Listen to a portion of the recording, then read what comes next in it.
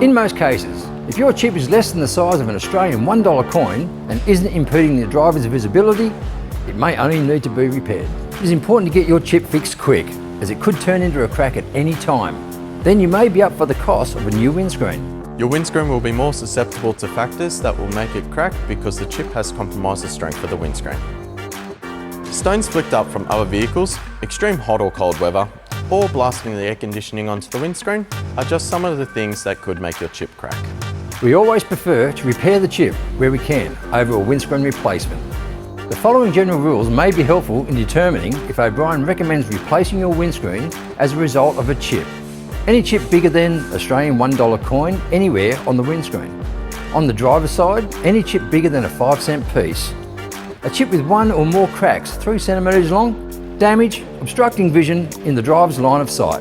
The chip needs to be 5 centimetres from any edge of the windscreen. There's also some technical reasons which could prevent a chip from being fixed by O'Brien. For this reason, we recommend having your chip assessed by calling O'Brien on 13 16 16 24/7 for our expert advice on whether your chip can be repaired or your windscreen needs to be replaced.